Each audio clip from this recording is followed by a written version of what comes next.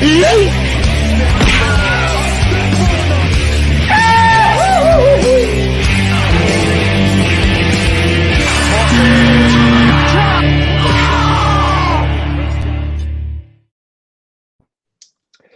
everyone. Welcome back to the show. Welcome back to Left Eye Strong Side. I'm your host, Chance Ellison, joining my co-hosts, Mike Deacon and Jacob London. We are here to, of course, recap the Super Bowl, which was played yesterday night. If you're wondering, we did not do a Super Bowl preview. We didn't go with AFC Conference Championships games. It's only because our schedules just did not align.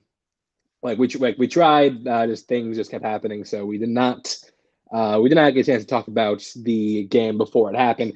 Bottom line, our thoughts: Ravens, disappointments. Lions, same thing actually. Bad on both of you. Both of your teams are not stonks of the week for last week for subjecting us to this shit. But we'll talk about the actual game later.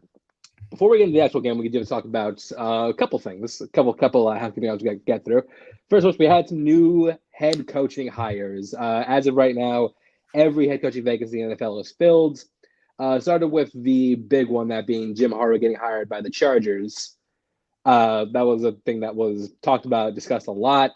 I do wonder how, again, Harbaugh's been out of the NFL for a minute, so it's curious to see like how he can transition going from the NFL to college back to the NFL. I think he'll do fine considering like he made his bones in the NFL, but still, I mean, I do think that he is definitely an upgrade from who they had there last time. Oh, definitely, 100%. I think he's in the best situation of all the new hires. I think he's got a legitimate franchise quarterback. First things first, which none of these other head coaching vacancies had. The Chargers have some things they need to fix, but most of it was on offense. And Jim Harbaugh is a great offensive coach, so I think this is a really, really good hire for them. Dude is a really good offensive mind. I do think he's going to do wonders for this team. Yeah, and I think the personnel he's brought in as well have been really good personnel for this team to develop into for the defensive side at least. And the positive is right now in the NFL, defensive coordinators aren't getting grabbed up as much as offensive ones. So you might actually be able to keep them for a while.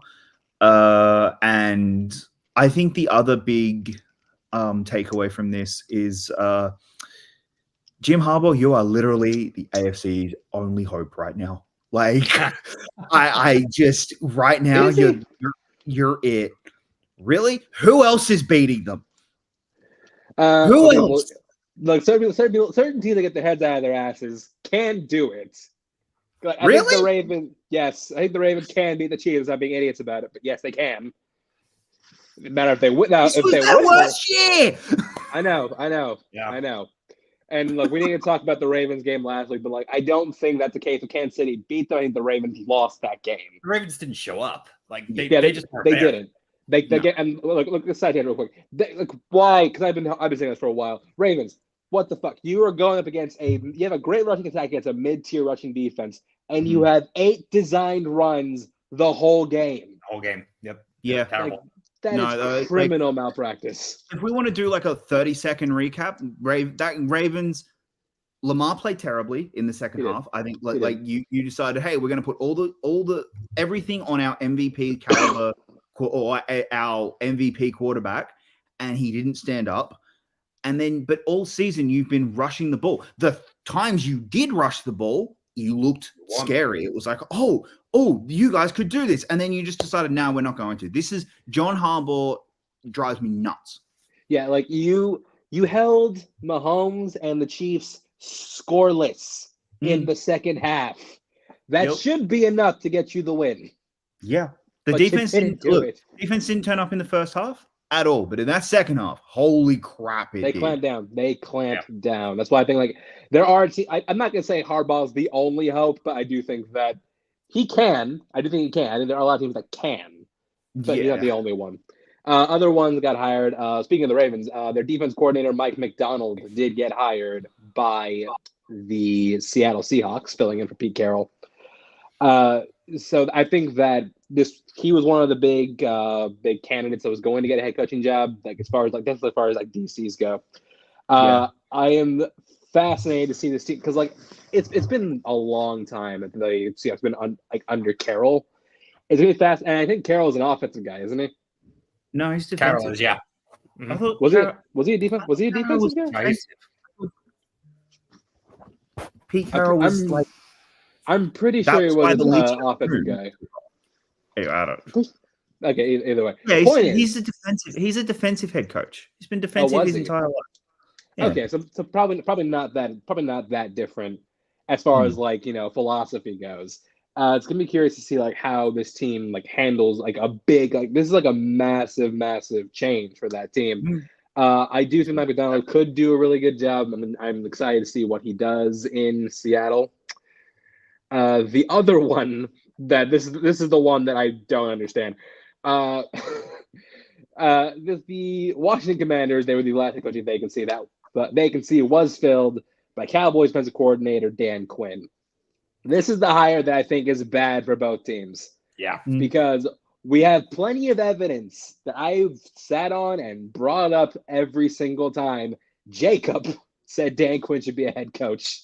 I said he will be. I didn't say should. I said will. This isn't the right job for him, though. Like, I don't think it's the right job for him. This screams break glass in case of emergency hire.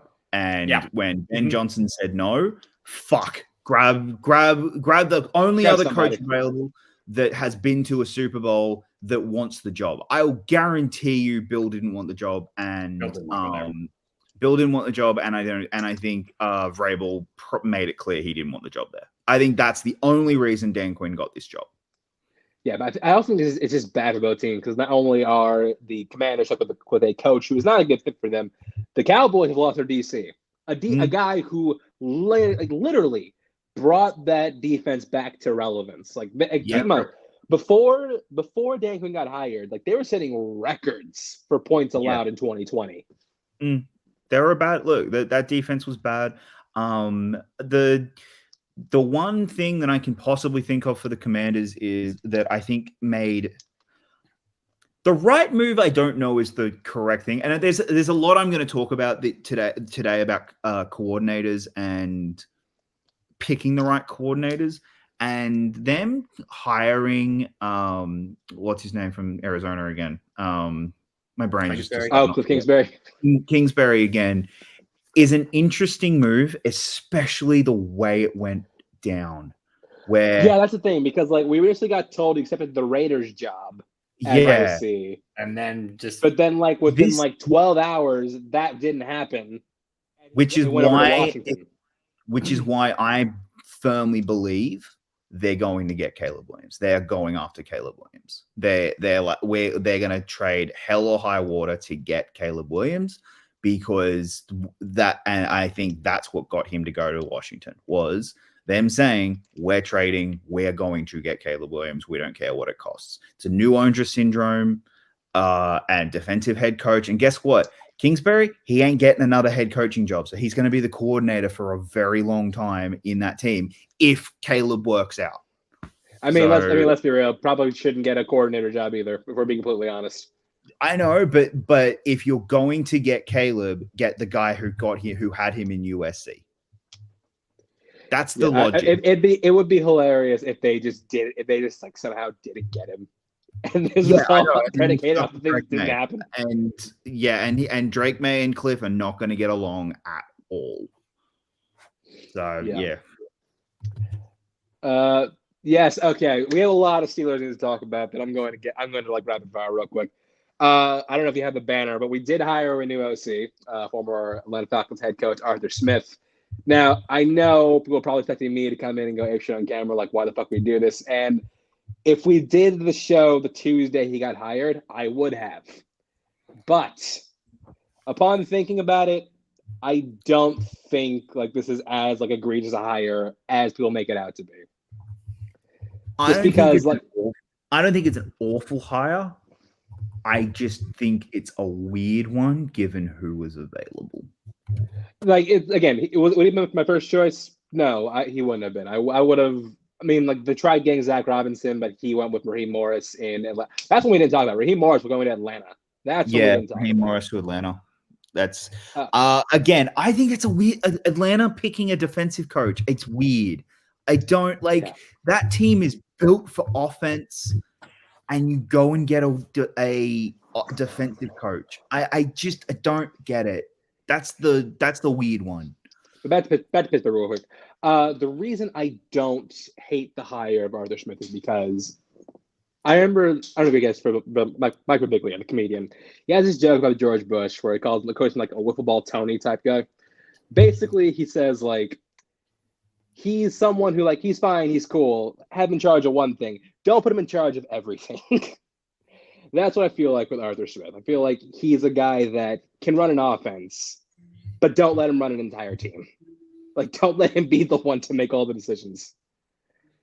Yeah, like it's going to be interesting how he goes because again, everyone keeps pointing to the Titans' stellar season and how great they looked that year. They looked great because they had Derrick Henry. Now, is he going to be able to turn Najee Harris into Derrick Henry? Personally, he's got the right frame for it. He's got the right frame. He's got the right build for it. Yeah, and I do think that he's showing a commitment to running football. We also got a new quarterbacks and passing coordinator and wide receivers coach to figure out the passing game. So which I do like. Yeah, and look, everything's now on Kenny Pickett's shoulders. Kenny Pickett's going to have to become, he's going to have to definitely take a big step forward. Like it can't just be if he's the same as he was last year, they are not making the playoffs and Mike Tomlin's job's at risk. Personally, I think you go out and get Russell Wilson. I think that's the move you guys make. But we got to cut a lot of corners. One of them being this. There were 3 players that were released today. One of them being Mitch Trubisky, which I say thank God. Friendly reminder: he was extended. Like the reason he was cut is they extended him past off season, so his contract would have just run out had they not extended him. Which, good job. But yes, Mitch Trubisky is now no longer on the field. He's no longer on the field in a Steelers uniform. He cannot hurt me anymore. So thank you, Omar Khan, for doing the right thing. But yeah, like I said, look, that's this offseason. If I'm the Steelers and there is a quarterback available, I at least make a phone call. I think if Russell Wilson is available, if the Broncos cut Russell Wilson, Steelers have to make that phone call. I think he is the best spot for them and for him. And I think also for the Steelers, they could definitely use an upgrade because even how bad Russell Wilson has been these last 2 years, he is better than Kenny Pickett. I agree. And you'll get him cheap. Get him really cheap. You have to get him like practically free though, because you free up a lot of money. All right. So hey, you will because freaking Broncos are paying his contract. So that's true. Like, let's talk about the NFL honors. We have the awards to go over. First of which, Offensive Rookie of the Year, no brainer, CJ Stroud. Pretty obvious. I mean, absolutely no brainer. Congratulations, CJ Stroud. This was. I know. I feel so bad for Puka because he had such a brilliant year. It was just unfortunate it happened the same year that CJ Stroud had probably, arguably, the best rookie quarterback year of all time. Like this is just one of those. We had 2 players who had the 2 of the best rookie seasons for their positions. A guy. It's unfortunate it just happens, and but CJ, well deserved. Congratulations. Next year is going to be great for you. Next year is a big year. Well, here's the caveat to that. Defensive Rookie of the Year went to, surprisingly, I was shocked. I was Will surprised. Anderson.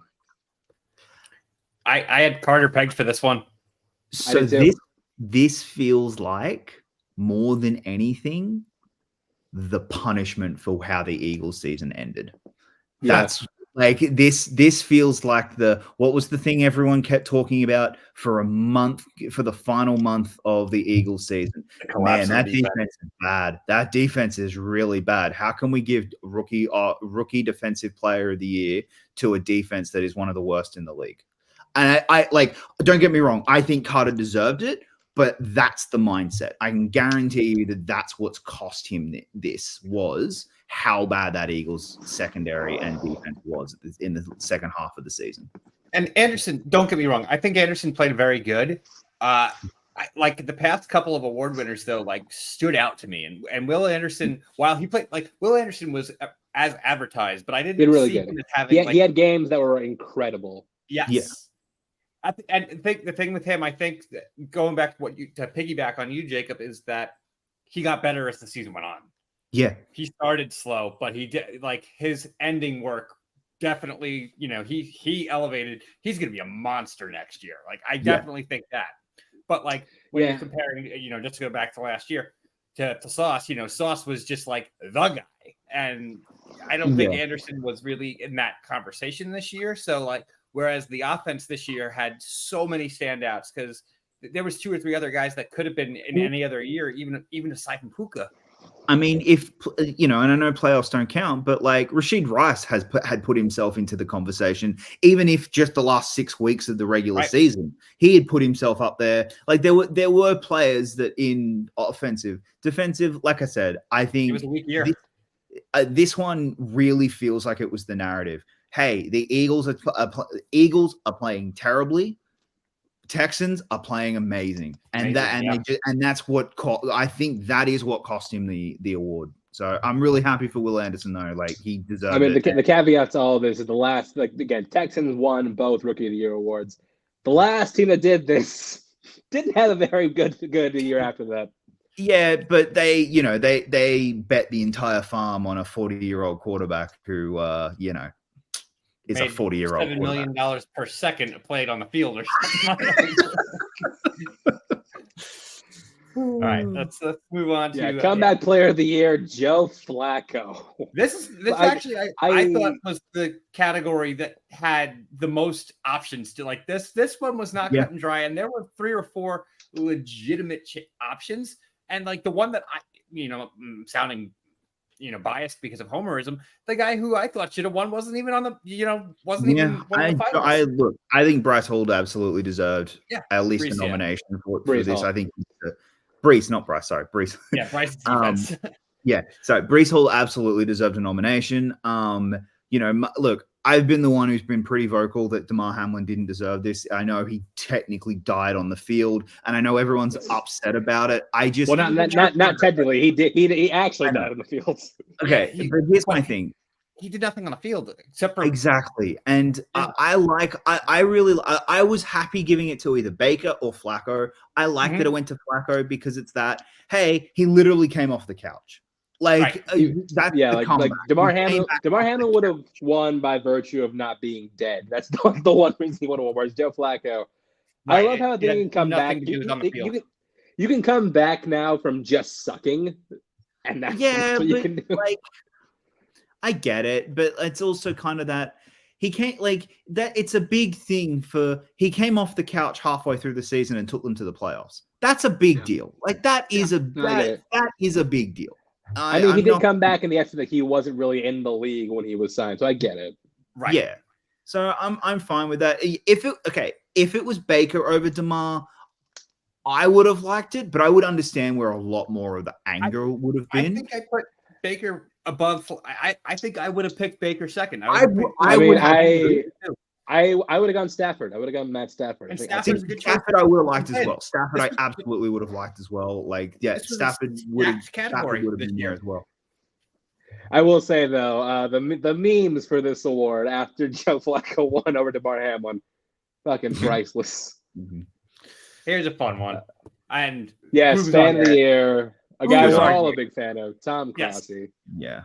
This was good on him. That was just a great moment. That was just a really great moment for the whole show and watching watching the live stream of the Clickbait crew all together. Like it was just a nice moment. It was the people who are online and in this online community, being able to see someone like Grossi and what he was able to do in the off season was just absolutely incredible. So I'm glad the NFL recognized it. I think that's a big deal that the NFL actually recognized, hey, we acknowledge what you did, the massive undertaking that the 30 and 30 was.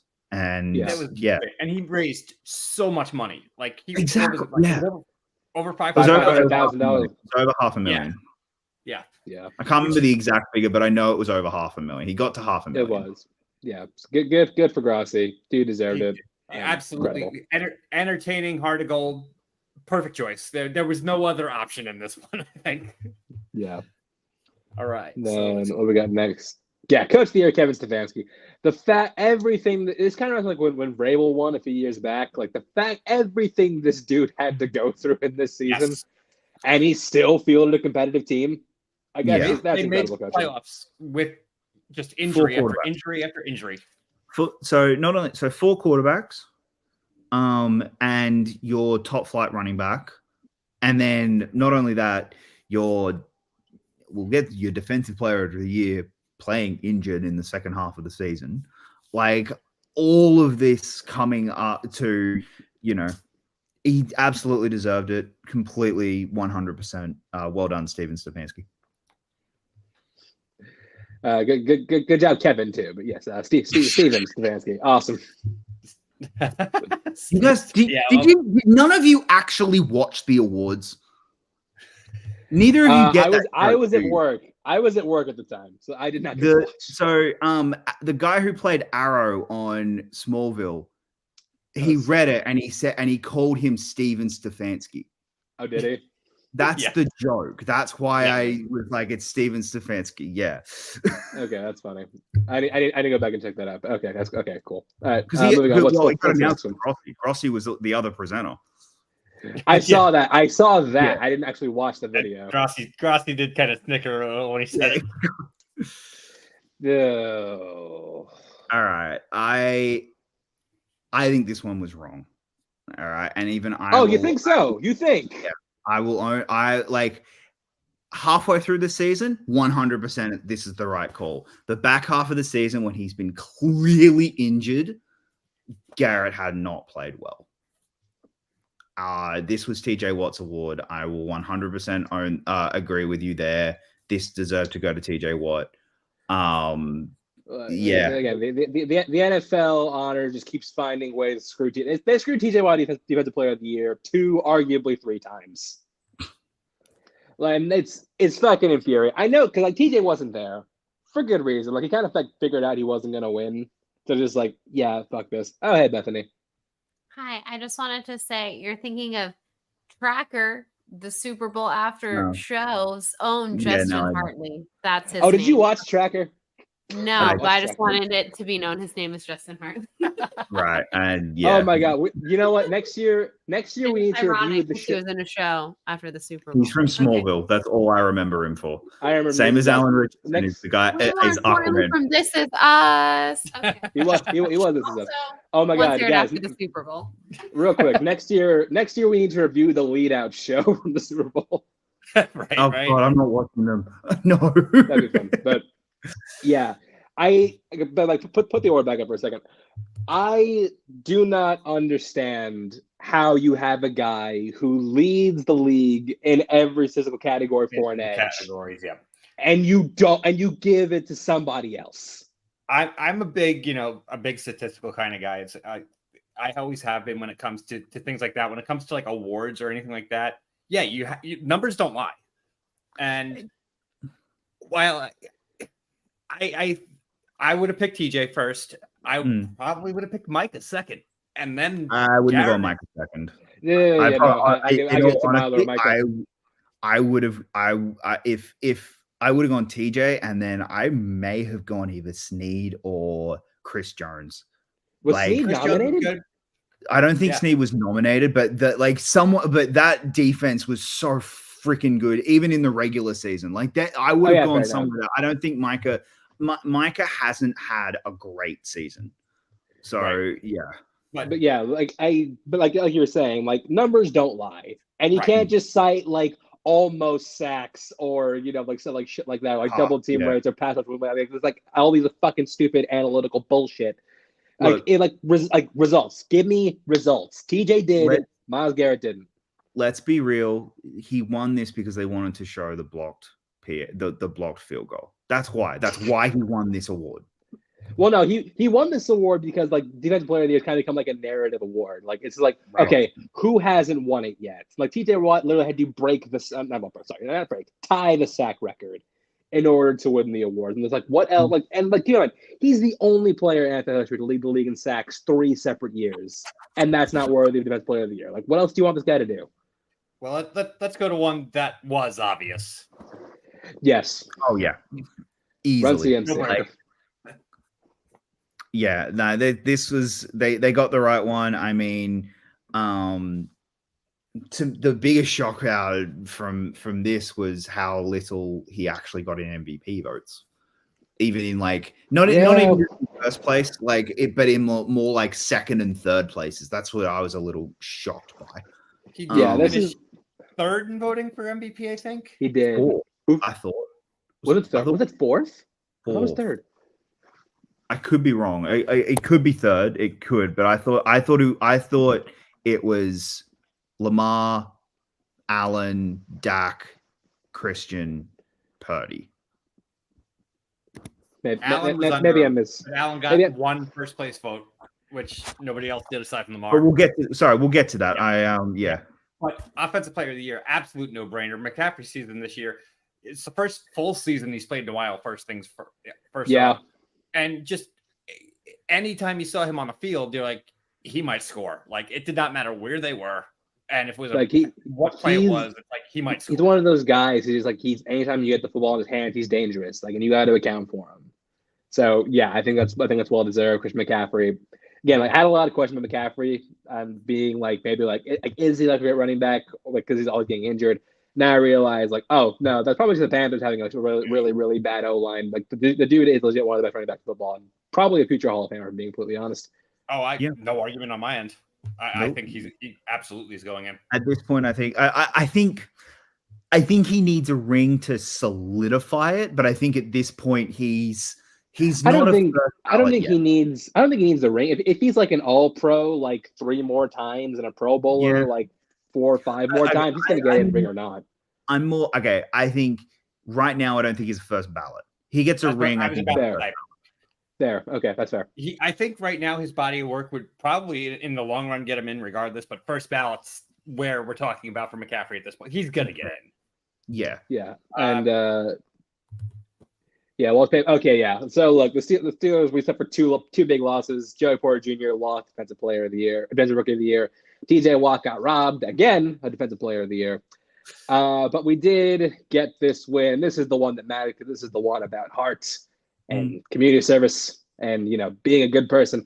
Cam Hayward, Captain Cam, won Walter Payton Man of the Year. And if you know about Cam Hayward, like the work he does in the Pittsburgh community and like for just like the general people, he's such a good guy. Even if you hate the Steelers, you can't not like dislike in our group chat. Can't not like Cam Hayward.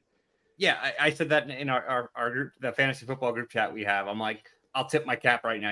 I'm the biggest Steelers shit talker there is, but I won't shit talk this at all because this honestly might be a higher honor than MVP. It's this. If you win this, you're the man. Like you are fantastic. You can't shit talk anybody who wins this award.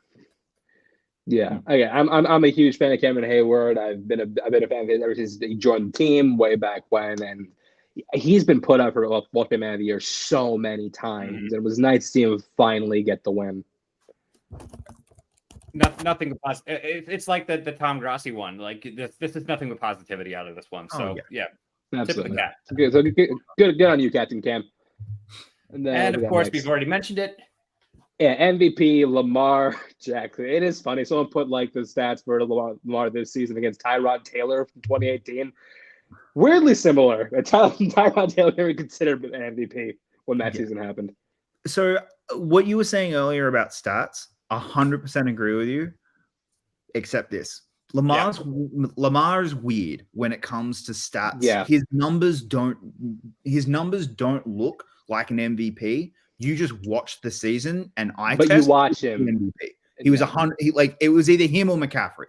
Like they were your MVPs this year, and if they go with a quarterback, so it was Lamar. Like I'm not mad at this, even though the numbers said like Allen or Dak or someone like I'm not. They were not the MVPs. Lamar was MVP. He carried that team to a couple of wins. Yeah. There were a few wins the Ravens had that he put them on his back. Oh yeah. Yeah, like Lamar Jackson's a player. I know he's my division rival, but I do respect Lamar Jackson a lot. I love watching that dude play, except against Pittsburgh because he always lays an egg against this team for good reason. But I do like watching Lamar Jackson do his thing. I do think that you hit on the head. Like his stats don't scream MVP, but you watch what he can do with when he's on the field, and like he's a game changer. He really truly is. He's the toughest quarterback I think to game plan for, because and the thing is he's gotten so much better, and that's the really scary thing. I don't think he's peaked yet. I think he still has not reached his entire full potential because he's getting better in the pocket now. Yeah, once he becomes a more refined passer, it's fucking over for everybody. Mm-hmm. Yeah. I think he's easily got the best legs of any quarterback. No argument. He can just find the only one in the conversation. Yeah. I mean, like Josh Allen, Jalen Hurts, but they're not Lamar Jackson because Lamar Jackson's a lot faster. Yeah. The closest one to his speed is Fields, but Fields, they've not used Fields in any way. Yeah, Fields has the handicap of being a Chicago Bear, so yeah. That's always going to hit him. One thing I do potentially, I am a massive Bills fan. How the fuck Josh Allen got a number one vote? I'll never understand. Yeah, I was baffled by this. Should have been unanimous. 100% should have been unanimous. Allen did not deserve a number one vote. That was weird. If anyone else got it, should have been McCaffrey. And one more thing. Are we talking about the Hall of Fame class that got entered in? We didn't do that. I don't have that banner, but here just make it real quick. And yes, we do need to talk about the Hall of Fame class that entered this year. Mainly the modern era nominees included people like Dwight Freeney, who was a defensive end for a long time. Patrick Willis, a guy whose career was ended tragically short. I mean, it was ended by his own choice, but dude didn't play. Sorry, moving process. Dude didn't play as long as we thought he would. Because dude could have a 12-year career, and he decided to cut it short, but still one of the best of his era. Bears, this was your biggest win since 1985. You had 3 former players in the Hall of Fame. Julius Peppers, Mongo from the classic Bears team, one that we've been championing for a long time, Devin Hester, finally entering the Hall of Fame. Yeah. Oh, easily. I firmly believe he's going to be the only return specialist in the Hall of Fame. Yeah. This is Deion's in, but aside from, Deion was mostly on the corner. Deion can return. He was known as mostly a defensive back, but as far as pure return man, it's going to be Devin Hester and only Devin Hester. He's that's his position of all time. Yeah, absolutely. Anybody else? I know I'm forgetting some people. Andre Johnson. Anybody else? Andre Johnson, that's right. Andre Johnson, only real offensive player to be entered in the Hall of Fame this year. Yeah, and we were talking about the Walter Payton Man of the Year. Andre Johnson is one of my, for somebody who wasn't a Jet, that's one of my all-time favorite players, just because on and off the field, that dude was tough as nails with a heart of gold. And he's also he's the Texans' first player. Technically, he's the first player who was predominantly a Texan to be right, and who was also who drafted and developed. He's the first player who was predominantly a Texan to be the Hall of Fame because Ed Reed was a Texan for a hot minute, but that's it. Right. I think it's also interesting. Really probably the last class for the next 5 years with no quarterback. Right, because there's so next 5 are gonna have quarterbacks. We know who the headliner is next year. I'm sorry, Eli's getting in, and he's gonna. I don't know if it's first ballot. I think he's gonna get in. I just don't know. The dude has 2 rings and 2 MVPs against Tom Brady. I know. I don't think he should be first ballot. I don't think he should sit the Hall. He's going to be, but he's gonna be with the name, with the 2 rings. I get it. I understand. Man. The fucking discourse around that's going to be ridiculous. Yeah, and I like Eli as a human, and he had some. Again, I love that he stole tricks from Tom Brady. Thank you for that. Thank you for that, Eli Manning. But yeah, I just don't think that. And there are Giants fans who agree with me that Eli Manning should not be a Hall of Famer. Yeah. No, I don't think he's. I think he's 100% a Hall of Famer. The first ballot thing is where there's Is the obviously the debate. discrepancy. I mean, like But- of the first ballot's entries next year, I think he's literally got the best shot. Oh, I don't think anybody's close. That they have him next year. What they don't have this year, like we don't know which one of them will be the quote unquote headliner, because none of those names that came in this year, they're all amazing players, but a lot of them are not household names. So that's picking Peppers who's is the closest, I would think. Hester, Andre Johnson, Patrick Willis, maybe.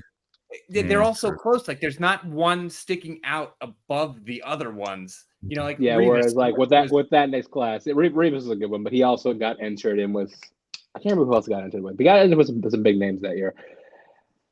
But that's the thing is this year, people like us who watch every single game know who every single one of those players are. Of the Super Bowl audience, you ask 1 out of 3, they probably can't name any of those guys. So yeah. Now, but let's just speaking of Super Bowl, let's just get into it. Let's talk about Super Bowl 54, I think. 58. 58. Jesus Christ. My math fucking sucks. 58. My bad. Wow. Okay. 58. 2 years from 60 coming up. Isn't that crazy? Wow. And PLD has watched every single Super Bowl, probably. He was a teenager with the first one.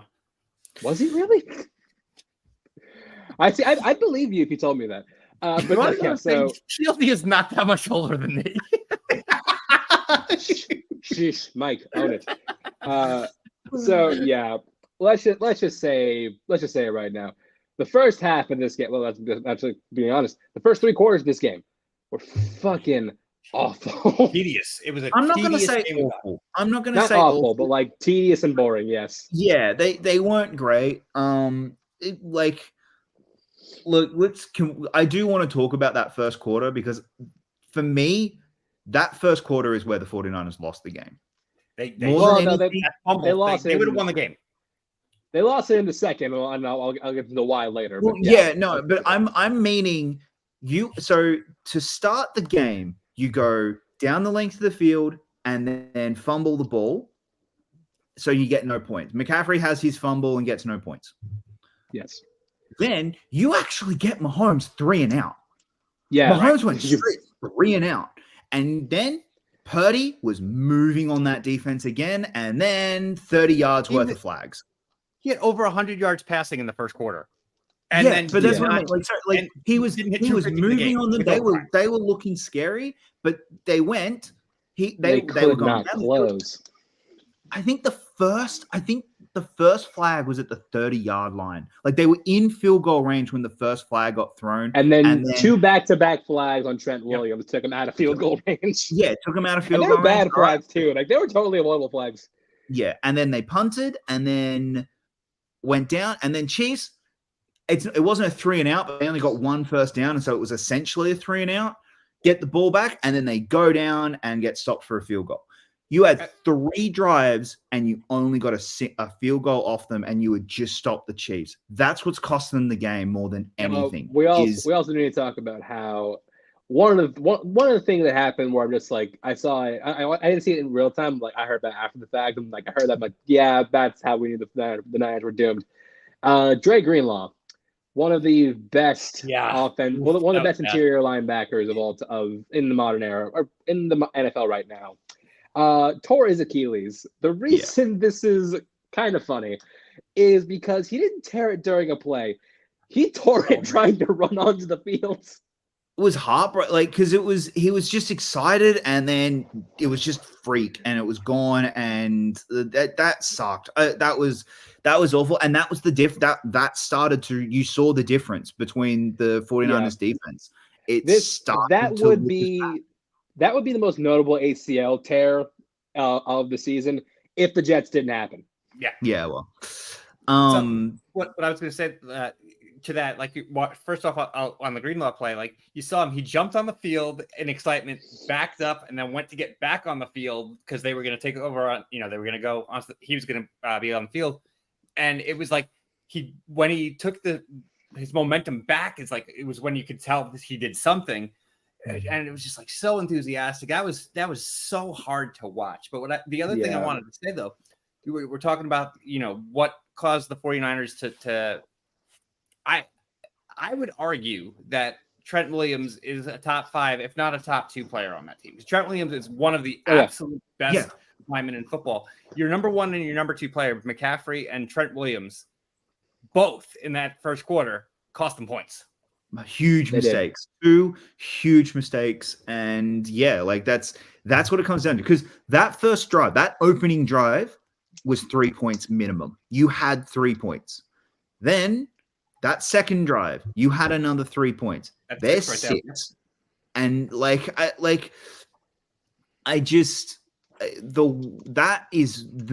don't think enough people are talking about that, about how those 2 drives were the thing that when you look back on and go, that's what killed us. We can't, those flags were dumb. Those were just dumb flags. And you can't do that. Now, obviously, there were other moments in the game, and obviously, there's the missed fucking extra point. Well, we'll get to that later. But I do want to say, so that you cite that as the thing that cost the Niners the game. I say you're wrong. The thing that cost the Niners the game happened in the second quarter. It's when they pull off some offensive trickery. At this point, the Niners defense is clamping down on the Chiefs. They can't do anything. Pacheco had a red zone fumble. They call that lost the ball. And well in the second quarter, we finally had our first touchdown on a reverse double pass from Juwan Jennings to Christian McCaffrey, and they took him in the end zone. Beautiful play. But I will contend that's what lost the Niners the game. Why? They were at that point, they're up by 10. The second the Niners went up by 10, I knew they were going to lose. Yeah. It was just, but that's also one of those, my God, okay, let's actually go in talking about the game. That fumble, the Pacheco fumble. So what's even worse about that Pacheco fumble is it came off, it negated the best pass of the game and no one talks about it. Oh, the best pass in the entire game, the fucking Hail Mary from Mahomes was just brilliant. It was oh, fuck you. And then Pacheco fumbles the ball and that leads to the Travis Kelce meme. And he's yelling at Andy Reid on the side. There's 3 sequences of events that happen, and it's all around that one play, of just Mahomes throwing an absolute bomb, Pacheco fumbling it, and Travis Kelce nearly murdering his coach. His Hall of Fame head coach, Shout out to Nerd Chronic. His tweet went viral today. You know what? It's so funny. My brother texts me that tweet, and I text Eric about it. It's bro, dude, my brother literally texting me your tweets. But yeah, so the Chiefs get the ball back before halftime, and they drive down the field, can't get the end zone, but they get a field goal, 10-3. So it's still one possession game. Halftime check. So we did talk about it last year. So we're good. Sorry, going before we go into halftime, another Kyle Shanahan mistake. Well, dude, you have timeouts. Fucking use them. Right. Honestly, use your fucking timeouts. What are you doing? Get some of the time back. You just just accept the fact that they're going to score and try and get some time back so that you can go down and score, and don't let them double up. That was Kyle Shanahan in big game moments is just mental and drives me nuts. Yeah, we'll get more to that later. Yeah, the pressure gets to him, and we do talk about the halftime show. The halftime show this year, we didn't talk about when it was announced because I think it just slipped our minds, but it was announced a while back that it was going to be Usher, to which we all said, "What?" Yeah, I think we all said, and then we heard it's because he has a residency, and I was like, "Oh yeah, that makes sense." I didn't realize that was the reason, but that does make sense. But even then, it's Usher, a guy who hasn't been, let's be real, hasn't been truly relevant in a while. But you know what? Hats off to Usher. Dude put on a fucking awesome show. Yeah, dude put on a show. I said this to you guys in the chat. Excuse me. I don't know if I put this in GOAT status, But like if you're doing No, a tier I don't think ranker, so. it's in like the A or B tier. Like this No, I was a agree. good halftime Yeah. show. This is a good classic Super Bowl halftime show where you have the headliner, but you also have like a cavalcade of like really fun and awesome guests. Like I was super happy to see Alicia Keys. I was super happy to see Ludacris pop up.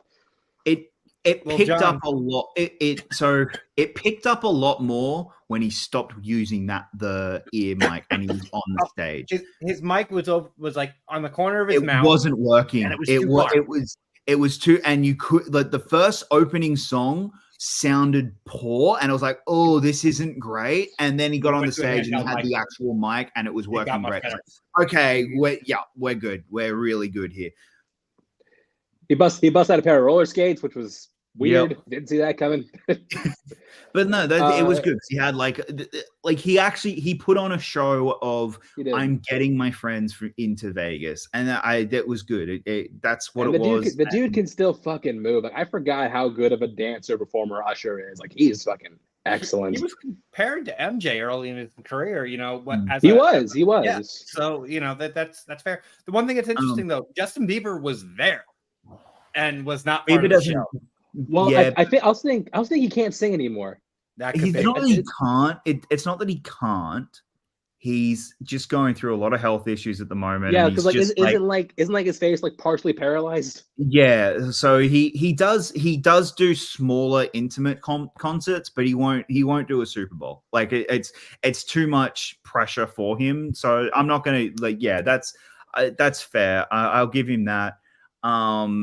And yeah, well, it's kind of like last year where like Jay-Z was in the building. Rihanna teased him twice, but she never brought him out. Yeah.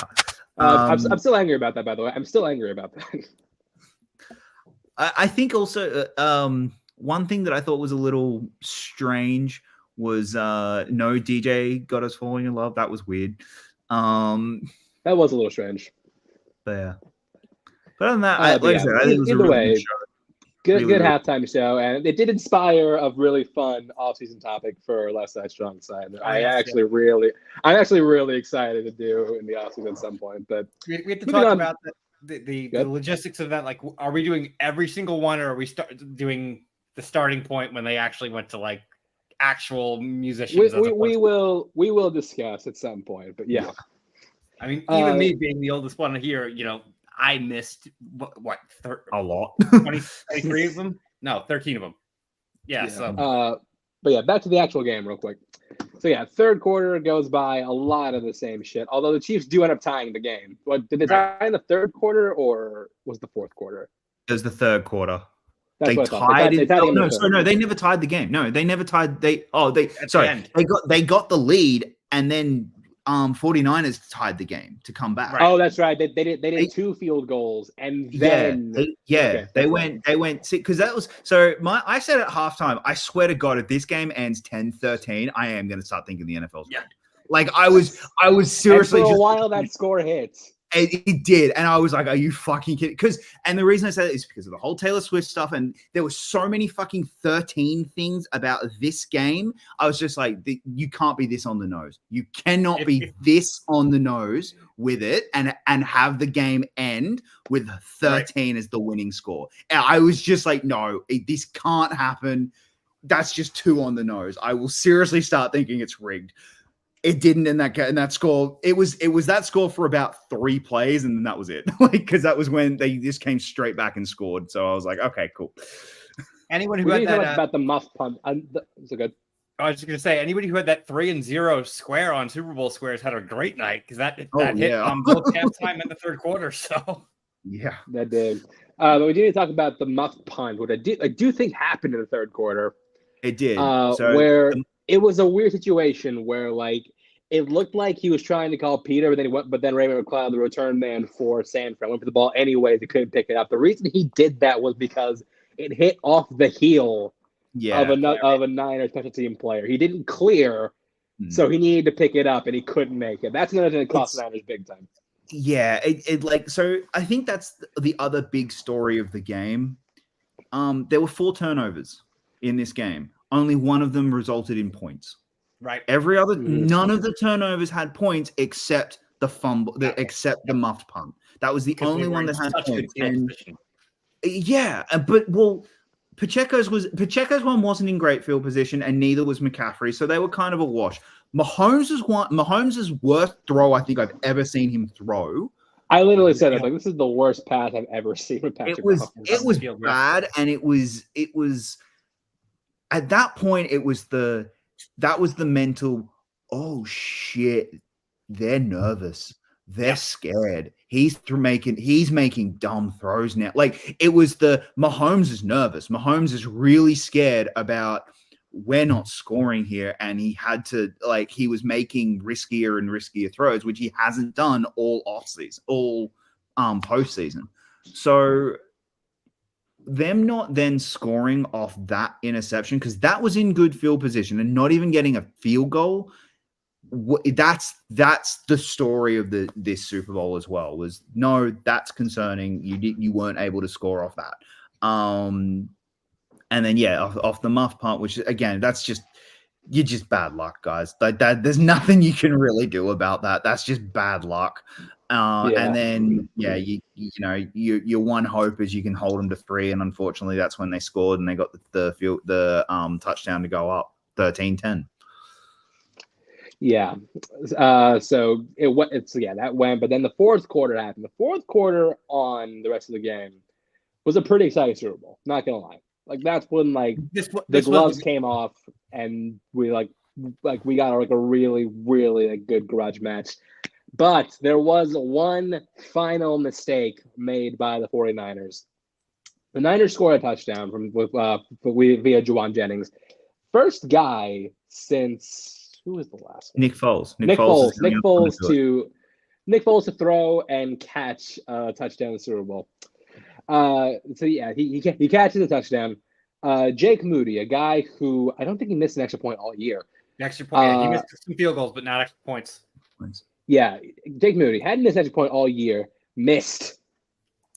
It was a bad kick. It was a bad kick as well. It wasn't like it was it wasn't like it was just a really good piece of defensive play. No, it was a bad kick. No, it wasn't blocked. It was blocked because it was low. There wasn't even a ton of pressure. He just got a bad kickoff. Yeah, he had a bad kick, which, hey, again, we saw 2 records break back to back in this game. This game holds the 2 longest field goals in NFL history. Moody broke it, and then Butker just went, "Yeah, fuck you, I'm breaking it again," by 2 yards. Ice in his vein, Butker was in the conversation for MVP for me. That dude had ice in his veins. If the final drive doesn't happen, Butker should have been MVP. It was. Yeah, I would have gone Chris Jones. But yeah. Well, I would have argued Chris Jones as well. Chris Jones, you are my stonks player of the game. Yeah, I'll give it to Butker or Jones, both of them, because both of them played amazing. They did. I thought McDuffie also played incredibly. But no, that missed PAT was huge. Obviously, in the end, it cost them the game. That's one where you go. Moody's going to have to wrestle with that for the rest of the offseason and hold that. PAT. But yeah, because since he didn't make the PAT, it goes from a 4-point game, which the Chiefs would need a touchdown, to a 3-point game, would only need a field goal to tie. Guess what they did? They got a field goal, tied, sent us into overtime. But not only that, it was. And look, we don't know what would have happened, because obviously then the Chiefs start playing it mentally very different, because they just were like, hey, cool, we just need a field goal. And 49, with 2 minutes left, and I understand it's the Super Bowl, so you're like, whatever. With 2 minutes left, I will never understand this, especially when they need a field goal to tie the game. I will never understand this. Let them just get the death by 1,000 cuts. I don't get it. Where they're just like, yeah, cool. We'll take the 8 yards you're giving us because you're so terrified of letting up a touchdown. Let up the touchdown. If they do, then you get the ball back and you can go down and you guys get the field goal to try and win the game. drives me nuts. The Cowboys did it all year, and it drives me nuts when teams do this, where they're just like, yeah, cool. You guys can have 8 yards every single play. And that's what they do. They get 8 yards, 8 yards, 8 yards. Just, hey, cool, we're in field goal range. And they win the game, or they tie the game. Like, it's just drives me nuts. Yeah, so for only the second time in history, weird. Only happened twice in history, but it's within the span of like 7 years apart. We have a Super Bowl going into overtime. And this is the first time we saw the new playoff overtime rules in full effect. Make these the rules for just outright.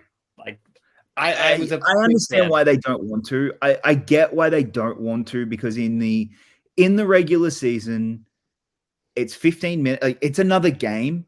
Like, so that's like, so we'll get to it later. But when we talk about when the clock was going down and like everyone was very confused, but it is essentially just another game. So I understand why they don't want to do it in the regular season, because at that point, you just like players.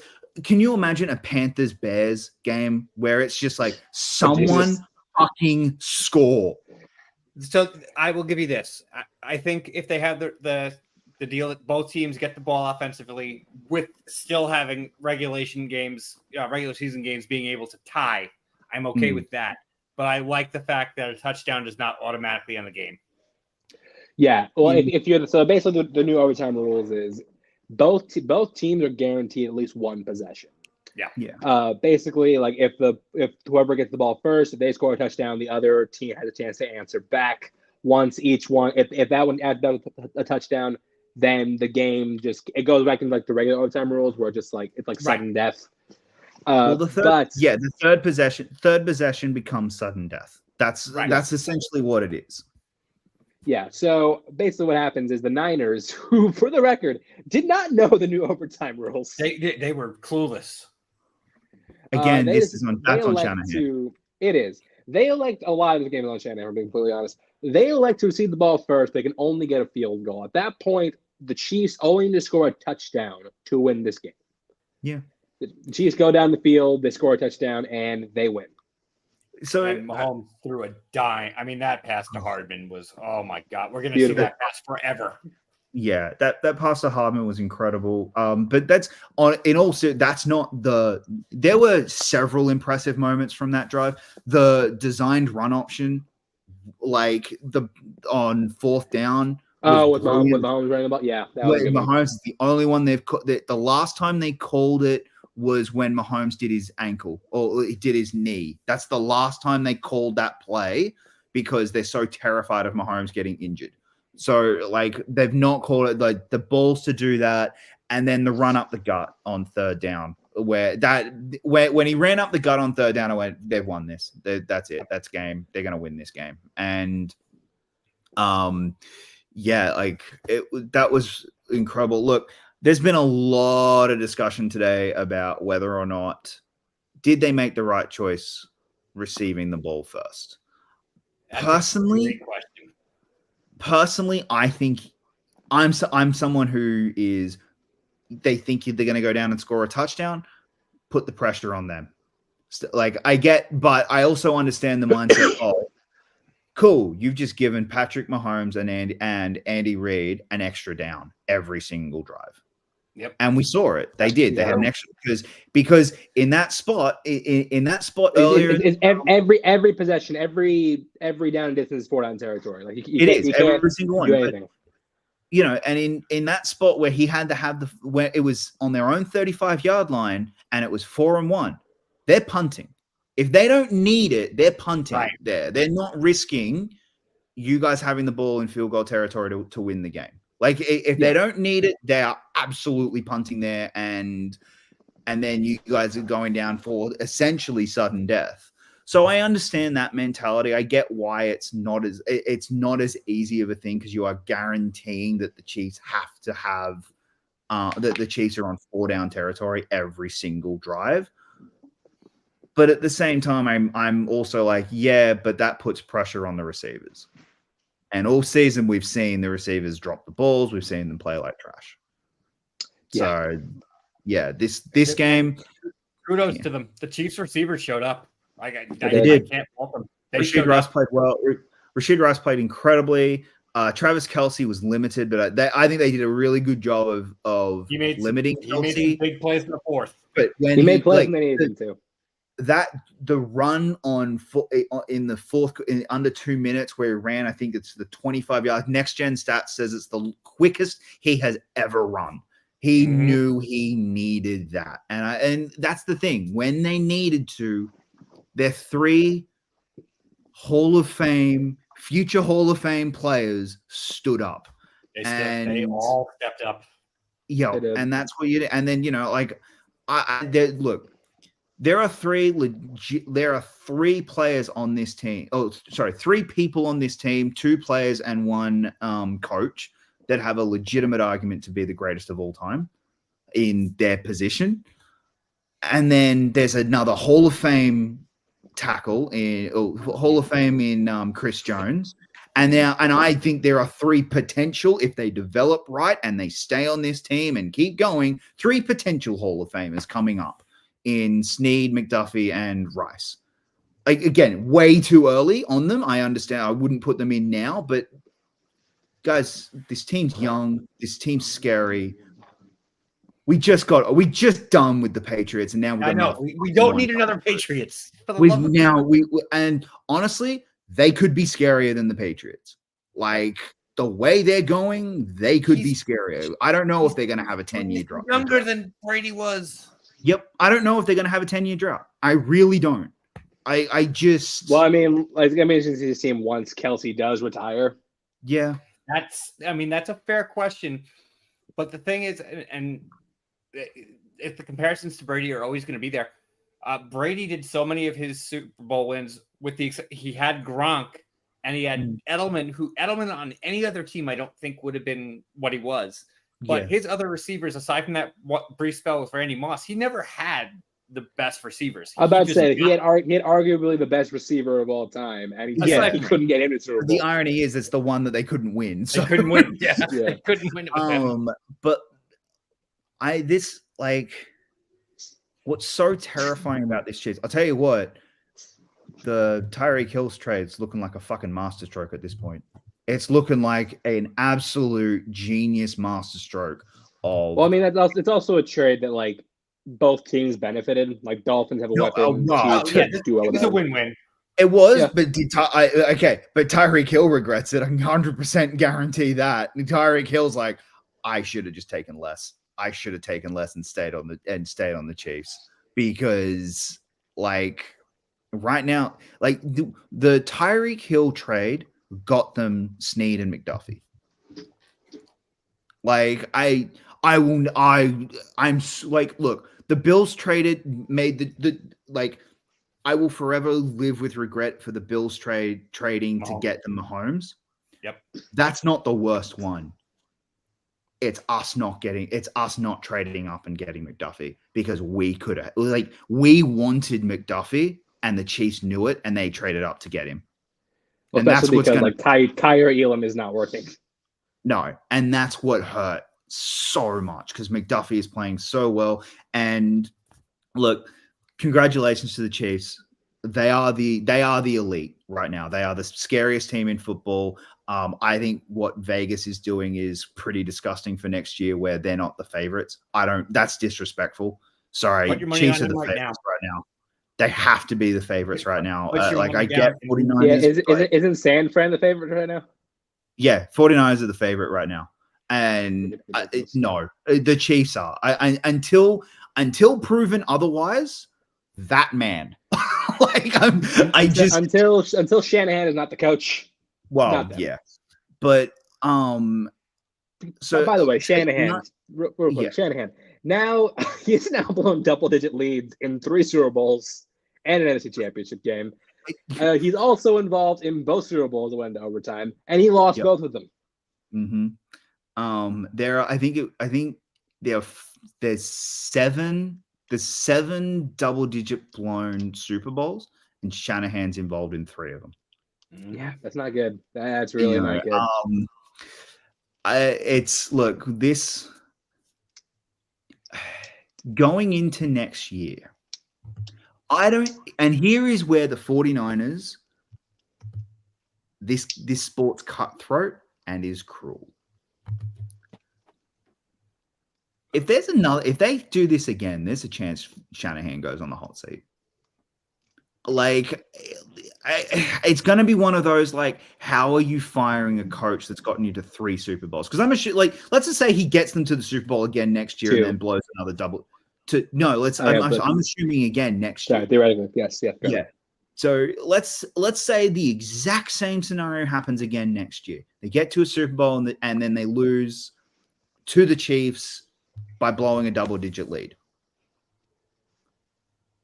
Is there that question of, are we ever going to do this?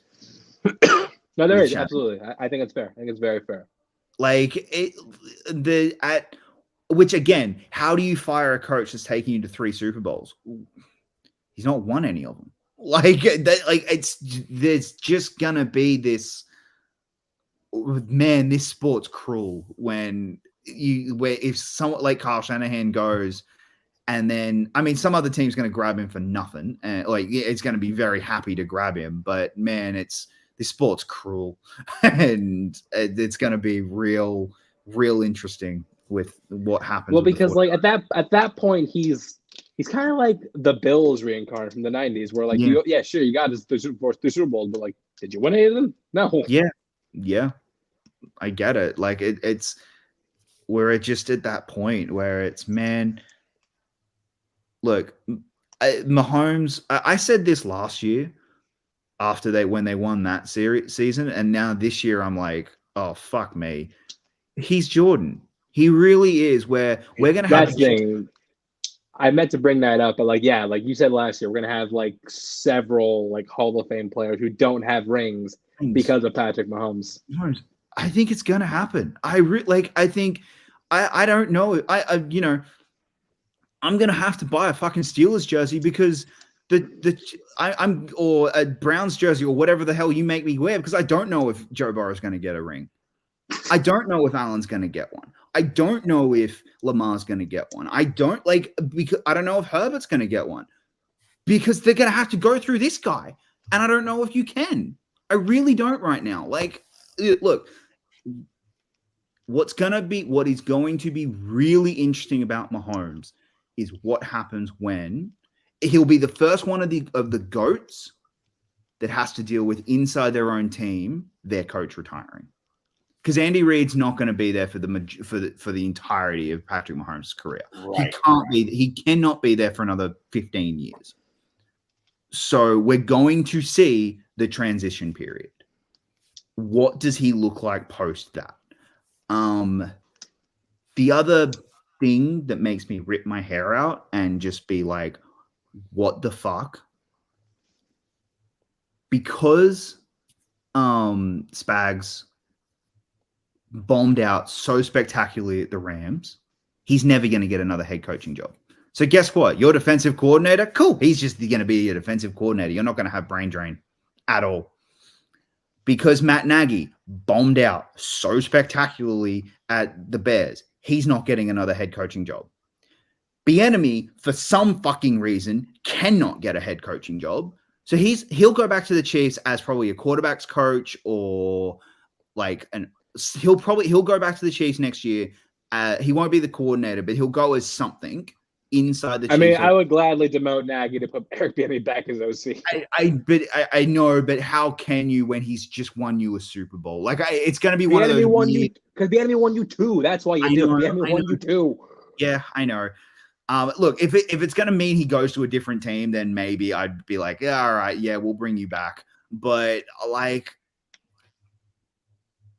cool, you get Bieniemy back.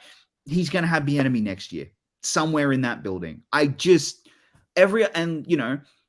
Texans next year, like we were saying this in this offseason, the Texans, next year's a big year for you because you're going to lose your offensive coordinator if you play well.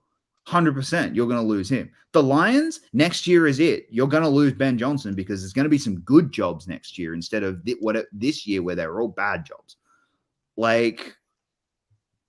That's the man. You need that's the thing that drives me nuts about the Chiefs more than anything.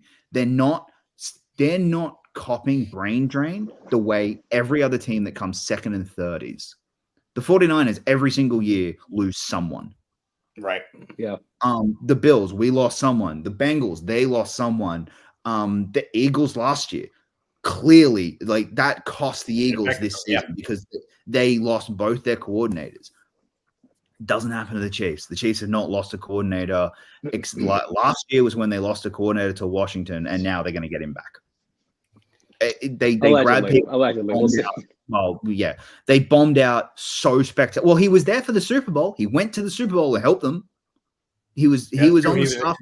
He was a consultant during the week. Yeah. He was.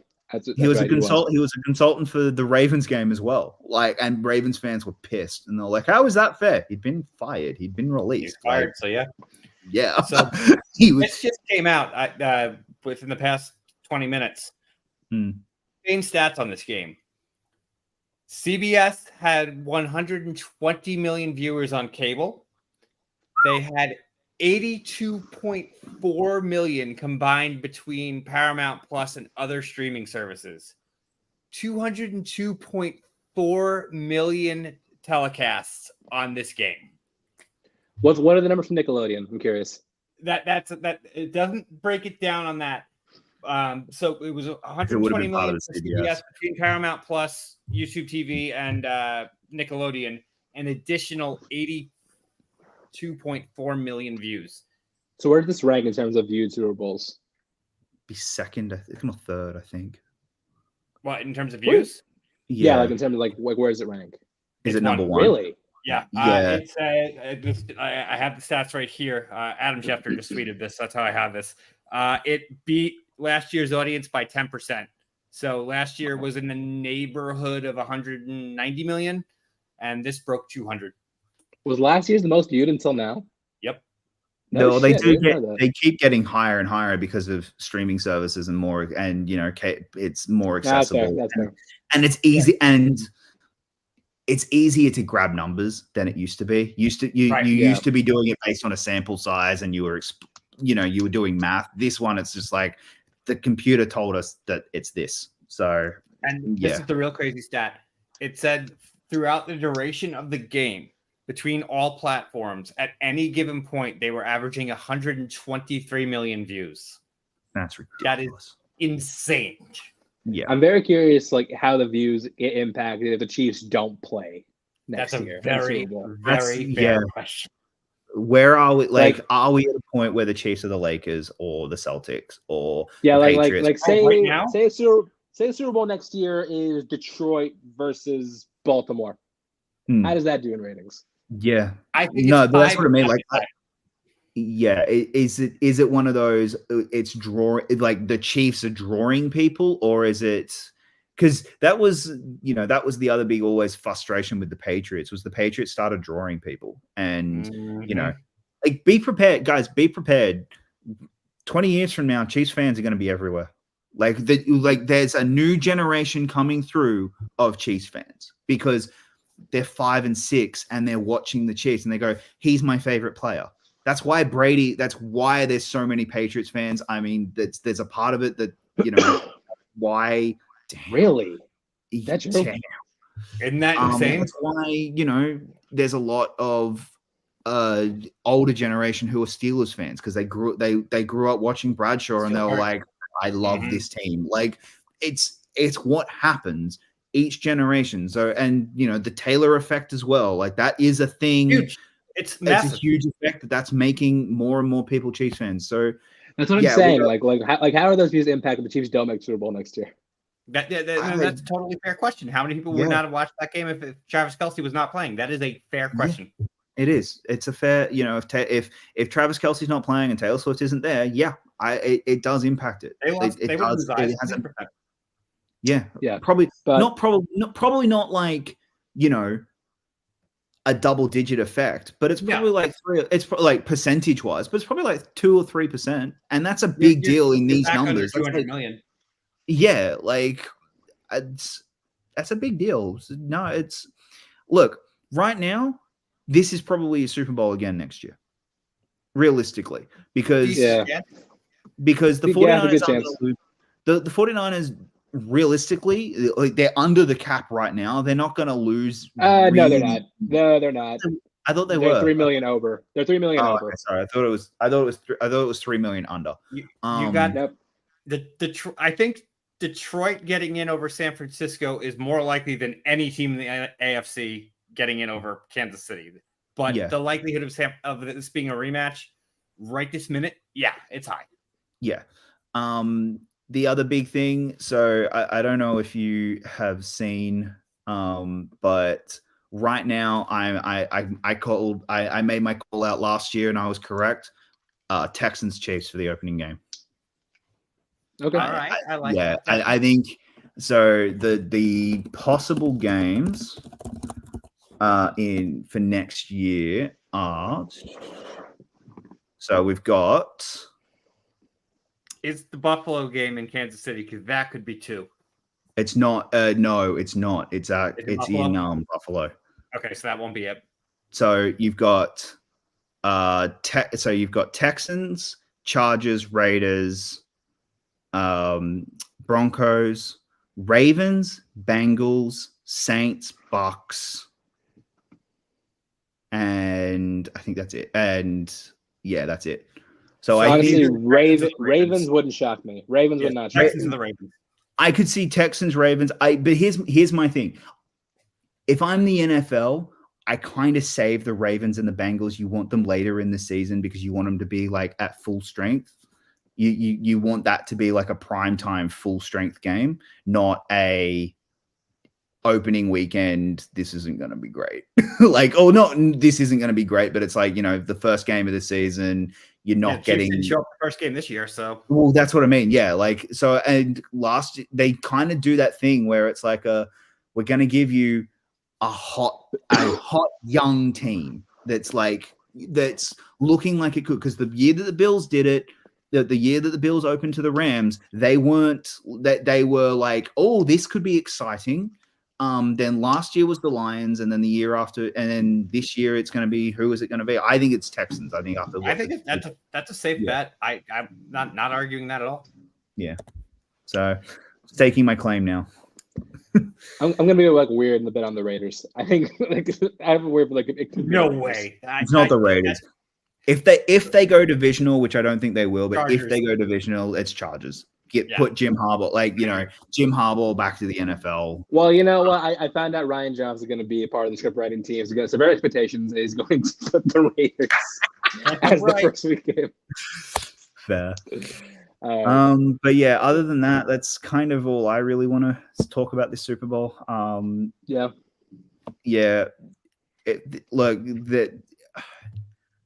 now, I honestly think they can three-peat, and they're going to be the first team ever in NFL history to three-peat, and I'm just going to be on suicide watch. So, yeah. 13 seconds. 13 seconds. Hey, actually, that's what I wanted to ask. How does it feel with Hardman being traded? He wasn't traded. He was released. Oh, released, yeah. I thought you got a 7th for him. I thought you traded him for a 7th. No, they released. I thought they get traded. I guess they never listened. I could have sworn he got traded. He signed with the Chiefs. Ooh. Man. Yeah.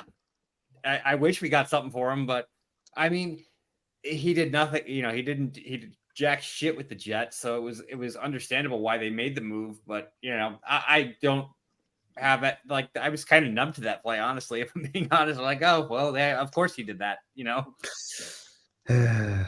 Anyway. Yeah. Anyway, that's gonna do it for the show here tonight. Jacob, want your plugs before we head out? You guys can find me pretty much everywhere at Jacob London. And in a couple of weeks, we're going to be starting up a new show. So make sure you check us out on Twitter, and you will get all the details about that. Mike? You can find me on Wednesdays on What the Show. We actually are not doing a show this week because it's Valentine's Day. It has nothing to do with me and Bethany, who are ready to go, but the 2 single guys want to go out. So no show this week. I thought Twitter is going to be _91. We will be taking a bit of a hiatus from the show. But just like last year, we have a ton of fun stuff planned for the offseason that we cannot wait to bring you guys. But until then, thank you for watching, and we will see you next time.